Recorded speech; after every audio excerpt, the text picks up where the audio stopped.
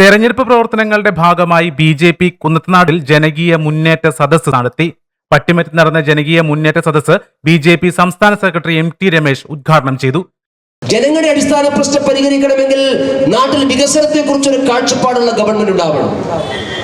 അല്ലാതെ ലോട്ടറി കച്ചവടക്കാരനെ പോലെ ഏതെങ്കിലും ഒരു മുതലാളി വന്ന് നൽകുന്ന സൗജന്യം കൊണ്ട് കേരളവും രക്ഷപ്പെടില്ല, നാട്ടുകാരും രക്ഷപ്പെട്ടില്ല, ജനങ്ങളും രക്ഷപ്പെടില്ല. അതൊക്കെ ഒരു നമ്മുടെ നാട്ടിൽ ഉത്സവപ്പറമ്പിൽ ചില ആളുകൾ വരും, കഴിയുമ്പോ ഉത്സവ കമ്മിറ്റി പിരിച്ചുവിടും. അങ്ങനെ ഏത് നിമിഷവും പിരിച്ചുവിടാൻ വേണ്ടി പോകുന്ന ഉത്സവ കമ്മിറ്റികളായിട്ടുള്ള ചില ആളുകൾ ഈ പ്രദേശത്തെല്ലാം ഉണ്ട്.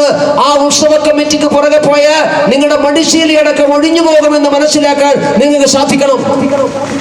ഈ രാജ്യത്ത് മാറ്റമുണ്ടാകണമെങ്കിൽ, ഈ രാജ്യത്ത് വികസനം ഉണ്ടാകണമെങ്കിൽ ആ വികസനത്തെ കുറിച്ച് അടിസ്ഥാനപരമായ കാഴ്ചപ്പാടുള്ള ഒരു ഗവൺമെന്റും ഒരു പാർട്ടിയും ഉണ്ടാകണം. അതാണ് ഭാരതീയ ജനതാ പാർട്ടി. അതുകൊണ്ടാണ് ജനം ബി.ജെ.പിയോടൊപ്പം നിൽക്കുന്നത്. മണ്ഡലം പ്രസിഡന്റ് കെ.എസ്. അഭിലാഷ് അധ്യക്ഷത വഹിച്ചു. ബി.ജെ.പി. ഈസ്റ്റ് ജില്ലാ പ്രസിഡന്റ് പി.പി. സജീവ് മുഖ്യ പ്രഭാഷണം നടത്തി.